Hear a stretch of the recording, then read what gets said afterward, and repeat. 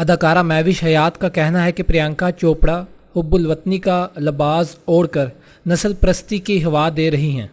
اپنے ایک انٹرویو میں پریانکا چوپڑا پر تنقید کرتے ہوئے مہوش حیات نے کہا کہ ایک شخصیت جو کہ کسی فلاحی ادارے کی ترجمانی کر رہی ہو، انہیں ہمیشہ انسانیت کو فروغ دینے کی بات کرنی چاہیے، اور پریانکا چوپڑا یونیسیف کی امن کی سفیر ہیں، انہیں ایسے شخص کے بیان کی حمایت نہیں کرنی چاہیے جو آپ کے مشن کے خلاف ہے۔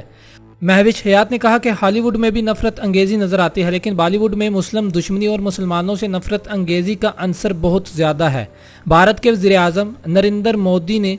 پرتشدد اور سخت گیر رویے کو فلم انڈسٹری میں داخل کر دیا ہے، اور ایسے حالات میں پاکستانی فنکاروں کا بالی ووڈ میں کام کرنا مشکل ہے، کیونکہ بالی ووڈ انڈسٹری اوپر سے نیچے تک اسلام سے نفرت میں ڈوبی ہوئی ہے۔ تمغہ امتیاز کی حامل اداکارہ نے یہ بھی کہا کہ بالی ووڈ کی فلموں، گانوں اور نعروں کے ذریعے عوام کو پاکستان کے خلاف اکسایا جا رہا ہے، اور یہی وجہ ہے کہ بھارت میں بسنے والے مسلمانوں کو گوشت کھانے پر اور دیگر چھوٹی چھوٹی باتوں پر قتل کیا جا رہا ہے۔ مہوش حیات نے مشورہ دیتے ہوئے کہا کہ فلاحی کام کرنے والوں کی ذمہ داری یہ ہے کہ وہ لوگوں کو متحد رہ کر سارا کام کرنے کا مشورہ دیں، نہ کہ انہیں حصوں میں تقسیم کریں، جبکہ پریانکا چوپڑا جیسے لوگ حب الوطنی کا لباس اوڑھ کر نسل پرستی کی ہوا دے رہے ہیں۔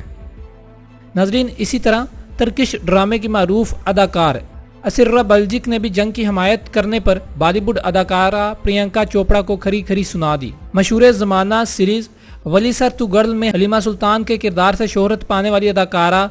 اسرا بلجک نے انسٹاگرام پر پریانکا چوپڑا پر تنقید کرتے ہوئے کہا کہ محب الوطن ہونے کا مطلب یہ نہیں کہ آپ جنگ کو بڑھاوا دیں، کیونکہ اقوام متحدہ کے سفیر برائے خیر سگالی کی حیثیت سے آپ کو جنگ سے متعلق کسی بحث کا حصہ ہونا ہی نہیں چاہیے۔ آپ ایک رول ماڈل ہیں جس کا اثر بچوں اور عورتوں پر ہوتا ہے۔ ناظرین، ویڈیو پسند آنے کی صورت میں ہمارے اس چینل کو سبسکرائب کریں اور بیل آئیکن پر کلک کر دیں تاکہ آنے والی ویڈیو آپ کو وقت پر ملتی رہے۔ شکریہ۔